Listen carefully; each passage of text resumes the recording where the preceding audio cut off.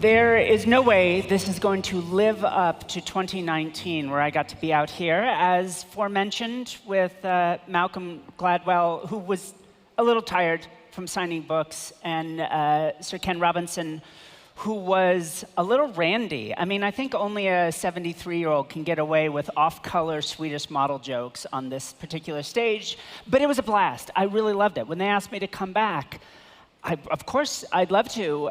And then, the context of the talk is important, but challenging. I don't necessarily, could be biased, think of the energy industry as the place to have these sorts of conversations.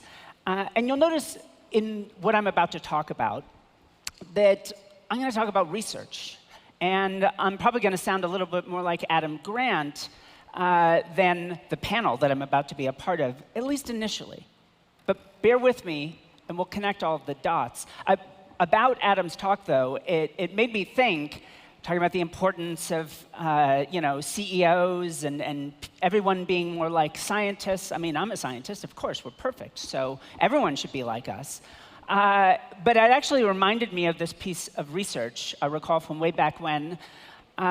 We, in each of us, have a circuit. It involves the anterior cingulate and the medial prefrontal. There'll be a quiz later. I don't see anyone writing this down. You're going to be in a lot of trouble. So it involves this circuit, and we, very dry scientists, like to call this the oh shit circuit. Like you did a thing, and then suddenly you realize you're wrong, and oh shit, and you try to take it back, and it's too late. This circuit lights up. So whenever you get this feedback, I made an error, you see activity in this circuit. And what's interesting is that there's a population of people where we see this circuit progressively get weaker and weaker and weaker. And it's CEOs. The longer you've been a CEO, the less your oh shit circuit lights up when you make a mistake, when you've made an error and you're getting feedback.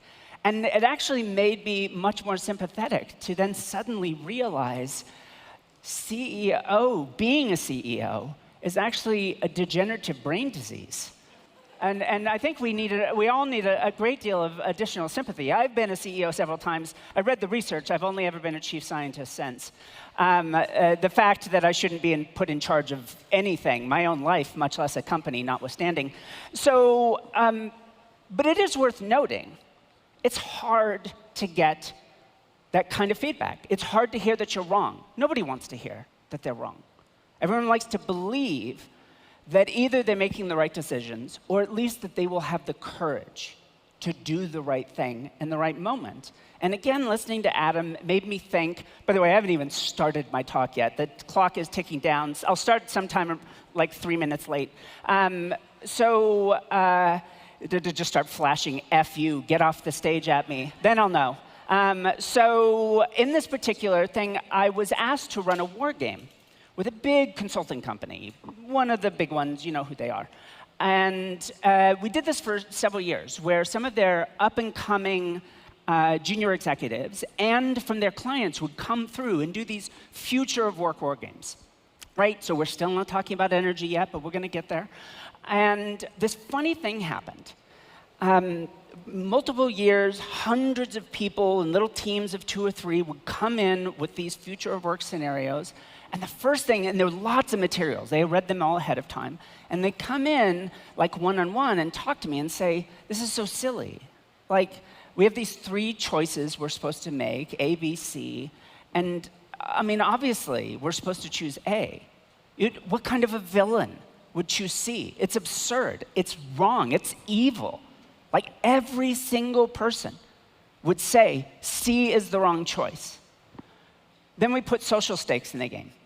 They had to get up in front of their peers at the end of the war game and make their choice. Every single, and I mean literally every single person selected the business decision that they themselves said was morally wrong. That's pretty disturbing. These are, in fact, the future leaders of major multinational corporations. And even they are scared to do the thing they believe is right. Even they look around at their peers, read the room, and then herd around safe ideas. Now, that is going to sound like it's not you. It's certainly not me. I'm perfect. I never do these sorts of things. I'm always right about everything. It's a burden that I bear, but it makes me good at what I do. So what is fascinating to me, though, is in a set of new research we've been running over the last several years, we've been seeing something that's actually really terrifying, and it's born out of that same behavior. Science is slowing down. Just innovation itself is slowing down. Now, that may sound absurd on its surface, so let me explain. I make freight brains on computers. People call them AIs. I teach them how to do things. Turns out we can have them go do things like reading every science paper ever published, by subfield, by the author, all sorts of different dimensions, and look at what's going on. And one interesting thing we see immediately, as the number of papers within a discipline or even a subdiscipline of science increases, the rate of innovation decreases. In fact, it's a fascinating collage of things. The existing famous scientists get more cited. The same new ideas get reinforced. New scientists are much less likely to break in and become cited. And when they do, the correlation between the quality of their work and their impact goes down. So in other words, it just sort of becomes a lottery. All right, well, science is the ivory tower. It's not the real world. Interestingly enough, this is going on in every discipline. You can throw one at me, and I can talk to you about it. In music, for example, we can see the same phenomenon. A great bit of research worked with a giant new music site, brought all sorts of people together, and unbeknownst to them, assigned them to one of 8 virtual worlds. In one world, you just got random music recommendations. You could rate them, but you never saw what anyone else thought. And what's interesting finding, turns out there's actual good and bad music. People generally agree. If one person gave a song a 7, most likely the next person along will give it a 7 or an 8. And same thing, you get low scores like 3s and 2s. But in those other 8 worlds, songs were recommended by, and you saw the average score of all the people in your virtual world. Again, as far as you knew, this was the entire site. You're seeing the aggregate of the entire site. But actually, it's only this little virtual world. So what happens when you see other people's ratings, and that influences how they get recommended to you? Bam, big nonlinear effects. The best songs are now 10s. They're no longer 7s. And the worst songs are 0s. And people stop listening to the stuff in the middle. But actually, the most fascinating thing is we have these 7 different worlds. And again, people didn't know they were in it. They were listening to the exact same music during the exact same period of time. And the song that got that big nonlinear boost became a 10. The song of the summer, the big hit. If it happened in one world, it didn't happen in any of the others. You had to be good. You had to be a 6 or a 7 in the independent world to be great. But beyond that, it was just luck, or chaos, if you're a physics nerd. Well, that's very concerning. We see the same thing in political discourse. We see the same thing in policy. We see it in financial analysis. We look at all of these domains, we see innovation slowing down, paradoxically, as information speeds up. It even rhymes if you were to inflict this on you. The faster the information flows, the slower the innovation goes. If that helps you remember it, then please use it. But it seems so paradoxical. More information is a good thing, right? But we do this funny, quirky thing, we humans. When information like the density of connection. We're so connected on Facebook and LinkedIn and social networks. It's so easy to access information on Google. It's so easy to find new research papers if, like me, you're a nerd. You can just go, and it's right there. And we do this funny, terrible, paradoxical thing. We stop exploring. We stop looking for other answers to the problem across the board, from professionals like analysts and scientists to people just checking out the newest music. That should terrify all of us.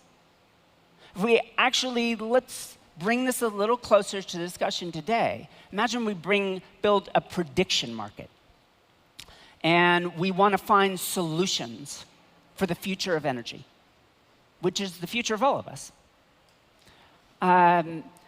And we have all this information and all these people in the market, and we run it like a market.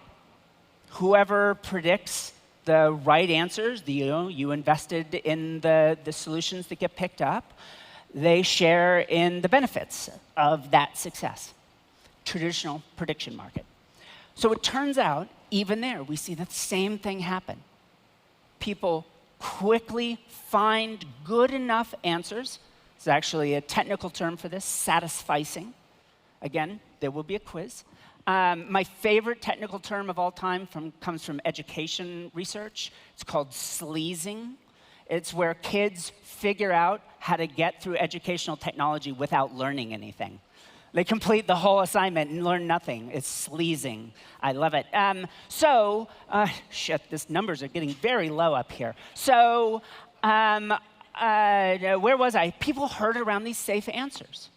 Now, that isn't what it's supposed to happen. We're all believers in markets here. I genuinely am. A well-regulated market is an amazing thing. It's like democracy, the worst form of all government, except all the other ones. But here we see this thing. When the rewards are sparse, when great disruptive ideas are hard to find, people stop exploring and they herd around safe answers. So is there a way to break this up? A way to do something different? What is it that maximizes our collective intelligence? Well, there's a number of things we've seen.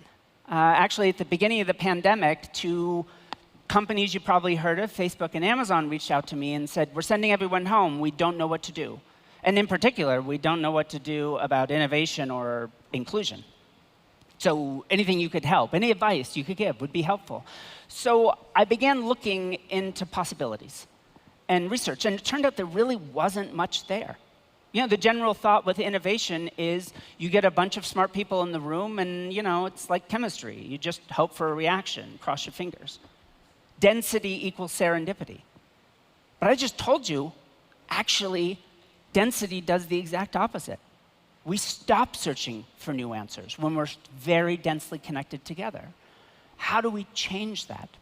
So I mentioned prediction markets. This came out of work doing game theoretic models. So building little agents on computers, giving them incentives, letting them play out solutions. And that's where we find that just giving people a reward for a good idea doesn't maximize collective intelligence. Running a traditional market system doesn't maximize. You find some ideas, and we can actually run these prediction markets with humans, not just agents as well, and we could ask them, how many new ideas, how many of the possible ideas do you think you've explored? And they say, well, God, like nearly all of them, 80%.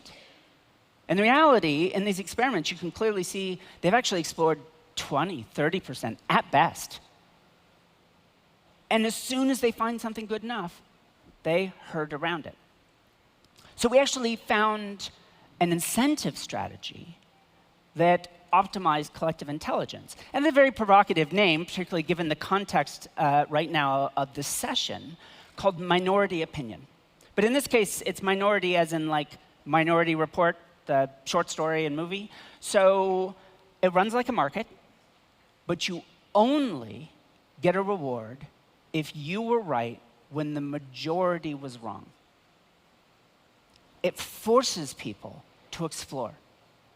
It's an incentive both in game theoretic models and with real human beings, drove them to ask a question. What do I know about the world that's different than everyone else? And where might this take me? So this turned out to be the optimal incentive strategy for individuals exploring. But now I want to take it to something better. Groups of people, we're a community. How can we communicate with one another? And that's what we got to explore with the data from Amazon and Facebook. We got to look at people collaborating in real time and see what predicted the smartest teams. The scientists that had the most impactful papers 5 years later. The analysts that actually predicted the real world as it would be 5 years later. All of this work, and what we found was 3 factors that were consistently true of the smartest team. One is they were small. Again, it seems a little paradoxical that we might want to cut ourselves off, but while you're ideating, while you're exploring, it really benefits you to make your world a little bit smaller for a little while and just listen inside and listen to that small team around you. So 5 to 10 people, one of the characteristics of the smartest teams. The next, flat hierarchies, profound. You could have a Nobel Prize winner and an undergraduate lab assistant. You could have the SVP of innovation and a summer intern. But when we watched them collaborate, they took turns. The hierarchies disappeared, and each of them brought their relative expertise to the problem. In fact, we saw that very consistently. In a new paper published by some colleagues, they actually found that if you took a group of scientists from a highly hierarchical team and you moved one person over to an equitable flat team, their productivity doubled. They actually published slightly fewer total papers, but twice as many high-impact papers, just by having their voice heard. And all these numbers, they're not my friends. So it seems so easy then. We have small teams, flat hierarchies. We all know we're supposed to be courageous and be willing to listen to people saying different things. But the final ingredient we found that was so crucial and has been found so many times is complementary diversity. We saw the best teams, people truly brought something different to the table. And absolutely, we are not going to shy away from gender and race. These were and are consistently found to be when we run experiments in labs, when we look at boards of multinational companies, when we look at teams of entrepreneurs around the world. In fact, in new unpublished research from my group, we've actually found that the degree of diversity and economic inclusion amongst within a given metro region actually predicts job creation, patent creation, and economic activity by high-growth entrepreneurs. This is a powerful thing to understand. And as I have less than 2 minutes left to go, if this is so powerful, and it seems so clear, why is it so hard? Why is it so hard for us to listen to difference? Well, I got curious at this question. I get asked to give talks like this quite a lot. And I can cite all sorts of findings about how diverse teams are more intelligent in almost any context you can imagine, as long as every member of the team is getting heard. There's some mechanism for that to happen. So why is this still so hard? So I launched a new research program on the neuroscience of trust. What goes on in our brain when we meet 2 strangers, one who's very different and one who's very similar to us? And it turns out our brains respond entirely different to those people. We love similarity. Similarity on almost any dimension. Race, accent, gender, we're all a little bit different in this. Some of us are more affiliated to difference, some of us like homophily, but it's there in all of us. Even smell. Smelling more different or similar affects our choices of who to collaborate with. Our intestinal flora and fauna But you didn't know we're just a bunch of terrestrial spaceships being piloted around by horny protozoa that are looking to get it on with others of their kind. All of these dimensions that seem not to matter whatsoever about how we find the solutions for the future influence our choices of who to collaborate with. So it is, in fact, flashing. F you, get off the stage at me at this point. It's amazing technology, but let me just finish with this, because there were 57,000 other things I wanted to share with you. This isn't the end of the story. It turns out we can retrain our brains. We can train ourselves to find trust in people that are different. It is truly an achievable thing. In fact, one of the simplest and most straightforward ways of achieving it is the very fancy title, Counter Stereotypical Exemplars. Spend time with people that violate your stereotypes. The smartest people must be brought together to solve the kinds of problems we've been talking about today. But that only works if we listen to them. If we have the courage to hear a different opinion from a different kind of person. And shortly, we're going to have a panel, and I'll be on it, and we'll get actually into the issues of tapping into diversity for understanding our energy future. But I just wanted to start by making the case that when we get trapped in sameness, every good thing about our lives slows down. When we have that moment, when we stretch and make ourselves a little uncomfortable, we bring people together that are different enough that there's sparks, hopefully no fire. Those are the optimally intelligent communities, and that's what we must aspire to. Now it's time for me to respect that they've telling me to go away, and we're going to do the next panel. It's been such a pleasure to be here again with you tomorrow. I wish Sir Ken could still be with us, but I wanted to close it just saying he and I, after we left stage last time, were talking about writing a book together about the impact of purpose on people's lives. And I just want to say we're carrying through with writing that book, and hopefully some of what I learned from Ken is going to be brought out into the world eventually. Thank you all so much for your time. I really appreciate it.